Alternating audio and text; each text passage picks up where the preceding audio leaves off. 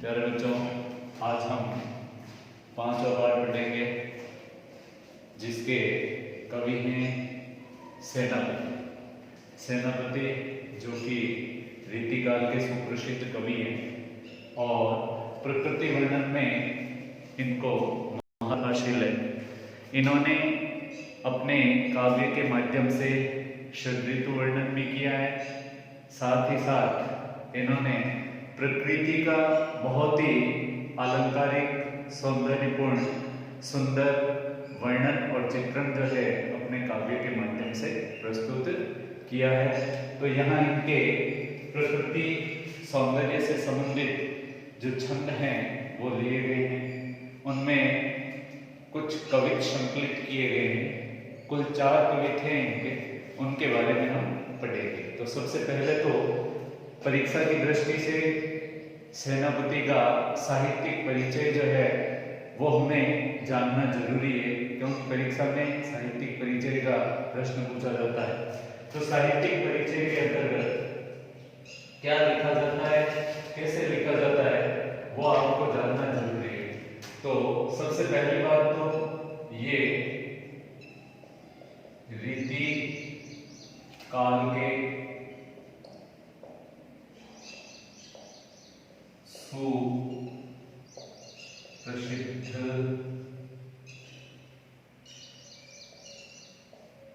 कवि हैं। दूसरी बात, ऋतु वर्णन में सिद्धस्थ हैं। ये ऋतु वर्णन के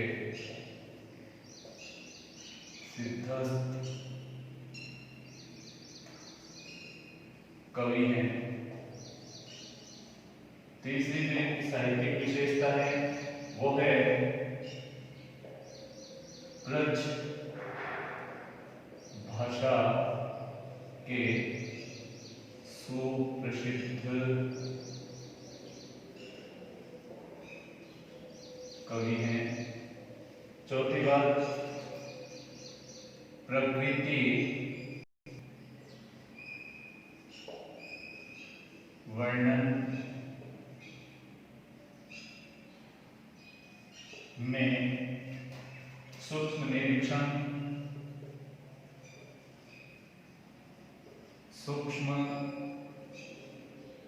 निरीक्षण एवं विविधतापूर्ण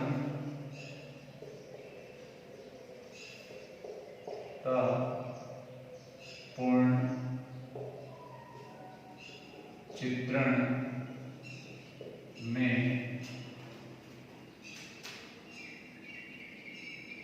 उल्लेखनीय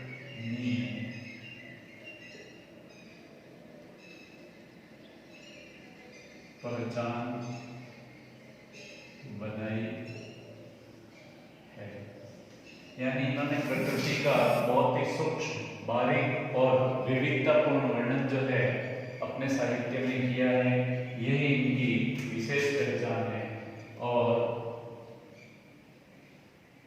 5वीं जो विशेषता है, भाषा पर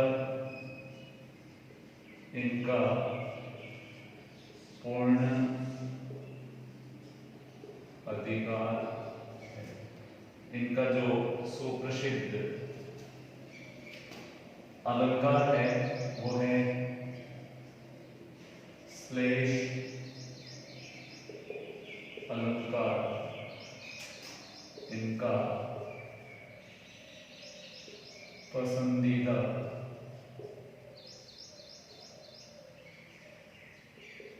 अलंकार है।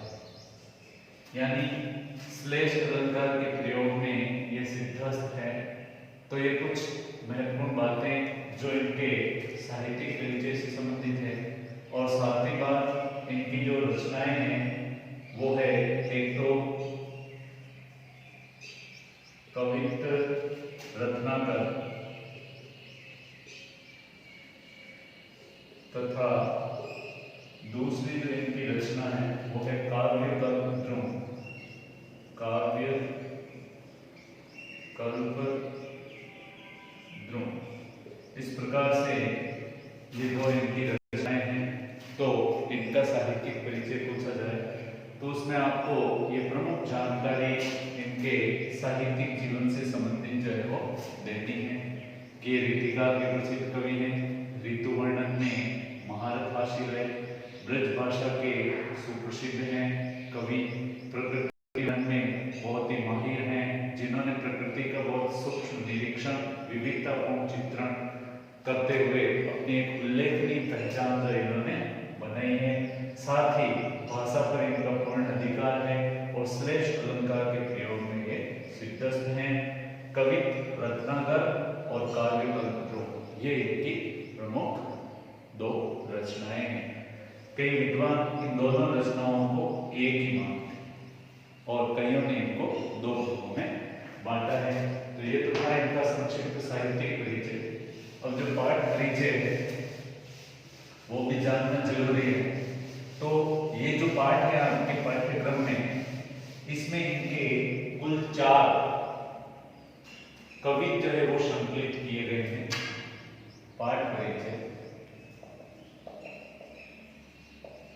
कुल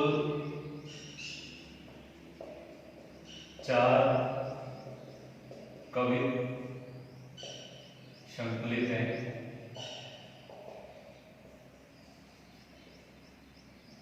प्रथम व द्वितीय कवित्व में ऋतुराज,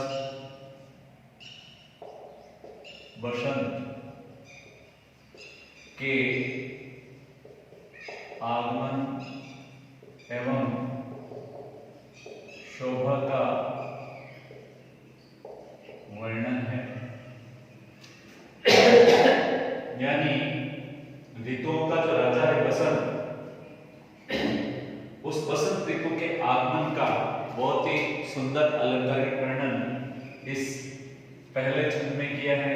तो दूसरा जो छंद है उसमें बसंत ऋतु के शोभा का वर्णन किया है। बहुत ही अलंकारिक रूप से इन्होंने जो है सुंदर ढंग से चित्रण किया है। तीसरा जो इनका कवित्व है उसमें वर्षा ऋतु का वर्णन, वर्षा ऋतु के पूर्व का वर्णन, वर्षा ऋतु के आगमन पूर्व का वर्णन है। तथा चौथा जो इनका छंद है कवि, उसमें इन्होंने श्लेष अलंकार के माध्यम से ग्रीष्म ऋतु का वर्षा ऋतु के रूप में वर्णन किया। यानी अर्धश्लेष के माध्यम से इन्होंने ग्रीष्म ऋतु और वर्षा ऋतु दोनों का एक साथ वर्णन किया। ये इनकी प्रमुख उपलब्धि है क्योंकि श्लेष अलंकार के प्रयोग में बहुत माहिर हैं और इसीलिए श्लेष का प्रयोग करते हुए और चौथे कवित्व में जो है इन्होंने एक तरफ ग्रीष्म ऋतु का वर्णन किया है तो उसी कवित्व के माध्यम से दूसरी तरफ वर्षा ऋतु का भी वर्णन है। यानी एक पंथ दो काज, एक ही कवित्व में ग्रीष्म ऋतु का भी वर्णन आ गया, वर्षा ऋतु का भी वर्णन आ गया। ये इनके काव्य की प्रमुख विशेषताएं हैं। तो प्रारंभ के जो दोनों छंद हैं उसमें प्राकृतिक शोभा का वर्णन करते हुए और ऋतुराज वसंत जो है उसके आगमन का बहुत ही सुंदर वर्णन जो है कवि ने यहाँ किया है। तो ये तो हो गई इनकी साहित्यिक परिचय संबंधी और पाठ परिचय संबंधी बातें। अब भाषा जो इनकी है वो है ब्रज भाषा, ब्रज है और छंद जो है वो है इनका कवित्व। यानी यहाँ 4 कवित्व जो है इन्होंने संकलित किए हैं और चारों ही कवित्व छंद है। भाषा शैली इनकी विषय अनुकूल है, अलंकारिक और बहुत ही प्रभावशाली प्रभावमय जो है भाषा शैली का इन्होंने प्रयोग किया है। बहुत ही सरल सहज भाषा शैली है। भाषा शैली सरल सहज एवं प्रवाहमय अलंकारिक भाषा शैली के माध्यम से विषय वर्णन। तो ये तो इनकी शिल्प विशेषताएं हो गई। अब हम पहला जो इनका छंद है कवित्व छंद, पहला कवित्व उसको पढ़ेंगे।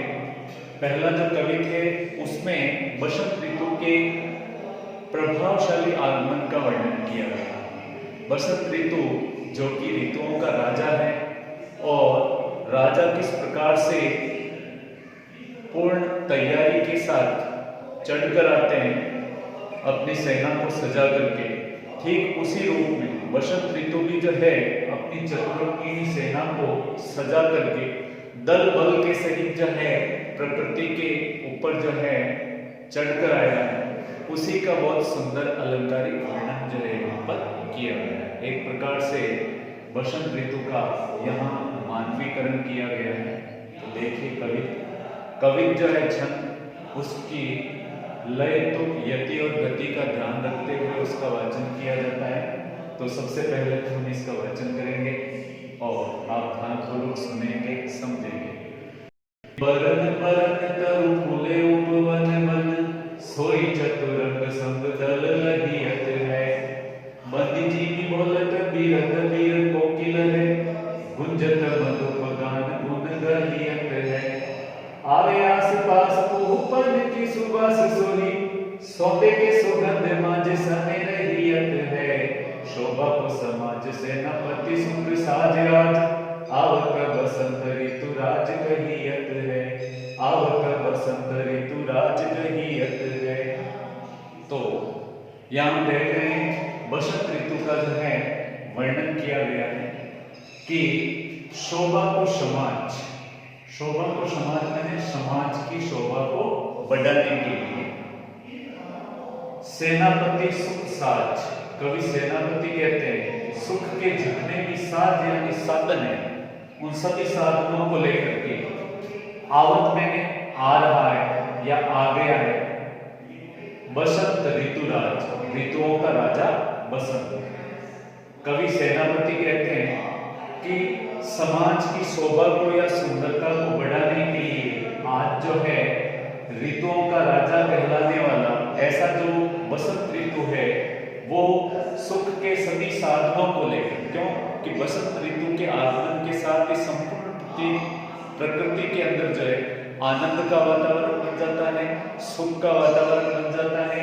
चारों ओर जो है संपूर्ण प्रकृति के जीव जो है सुख की अनुभूति करते हैं। इसलिए बसंत ऋतु जो है अपने साथ सुख के सारे सामान, साजो सामान लेकर, सुख की जो जो चीजें होती है वो सारी चीजें लेकर के, और ऋतुराज बसंत जो है उसका प्रकृति में आगमन हो गया है। अब प्रकृति में आगमन होने के कारण प्रकृति में क्या क्या परिवर्तन हुआ है उसका वर्णन है कि बरन बरन तरु फूले उपवन, वन यानी जंगल में, उपवन यानी बाग बगीचों में। जंगल में और बाग बगीचों में बरन बरन यानी अलग अलग वर्ण के, अलग अलग रंग के, अलग अलग आकार के, अलग अलग प्रकार के फूले यानी फूल, तरु यानी पेड़ों पर, फूले यानी खिलने, और प्रकृति के अंदर वन में, उपवन में पेड़ों के ऊपर जो है रंग बिरंगे तरह तरह के भिन्न भिन्न रंगों वाले फूल जो है वो फूले यानी खिल रहे हैं। यानी संपूर्ण प्रकृति जो है पुष्पमय हो गई है। सभी पेड़ पौधों के ऊपर जो है रंग बिरंगे फूल जो है, अलग अलग रंगों के फूल जो है वो खिलने लगे हैं। सोई चतुरंग संग दल लगी है। इस प्रकार से ऋतुराज बसंत जो है मानो अपनी चतुरंगिनी सेना को सजा करके और अपने साथ लेकर के और चढ़ाई करके आया है। कहने का मतलब है कि ऋतुराज बसंत जो है अपनी चतुरंगिनी सेना को सजा करके, क्योंकि कोई भी सम्राट होता है उसके पास चतुरंगिनी सेना होती है, सेना के 4 अंग होते हैं, चारों अंगों वाले। तो मानो ऋतुराज बसंत भी जो है अपनी चतुरंगिनी सेना को सजा करके और संपूर्ण तैयारी के साथ जो है प्रकृति के ऊपर समाज की शोभा को बढ़ाने के लिए सुख के सारे साजो सामान लेकर के आया है। और इसीलिए प्रकृति में जो है वातावरण बदल गया है। रंग बिरंगे फूल जो हैं वो बाग बगीचों में, जंगलों में खिलने लगे हैं। बंदी जी की बोलत बिरद बीर कोकिल, और बंदी का मतलब होता है कवि। जिन्हें मैंने जिस प्रकार बोलत यानी बोल रही है, बिरद यानी वीरदावली, वीरदावली यानी वीरों की यश गाथा, वीरों की कीर्ति का गान। बीर कोकिल, कोयल जो है वो मानो किसी कवि की तरह जो है वीरों की वीरदावली जो है, यशोगाथा जो है उसको गाकर सुना रही है। क्योंकि प्रकृति में चारों ओर बहार आ गई है, रंग बिरंगे फूल खिल रहे हैं, तो ऐसे में कोयल जो है वन उपवन में गा रही है। तो ऐसा लग रहा है जैसे वो वीरों की वीरदावली गा रही है। जैसे कोई राजा होता है, उसके जो वीर योद्धा होते हैं, उन वीर योद्धाओं की वीरता का वर्णन कवि करते हैं, गा के सुनाते हैं। वैसे कोयल जो है इस बसंत ऋतु के वीरता का गान कर रही है, उसके गुणगान सुना रही है। और गुंजत मधुप गान गुन गई है। और इधर बाग बगीचों में मधुप यानी भौरे जो हैं वो गूंज रहे हैं, गुंजन कर रहे हैं, गुंजार कर रहे हैं। और इस तरह से वो जो है उन वीरों की गाथाओं को गाकर सुना रहे हैं। वीरों के जो गुण हैं अर्थात बसंत ऋतु का गुणगान कर रहे हैं। कोयल तो बसंत ऋतु की वीरता का बखान कर रही है, और भौरे जो है वो बसंत ऋतु के गुणगान में गुंजार कर रहे हैं, भौरे गुंजार कर रहे हैं। तो ऐसा लग रहा है जैसे मानो वे बसंत ऋतु के गुणों का गान कर रहे हैं।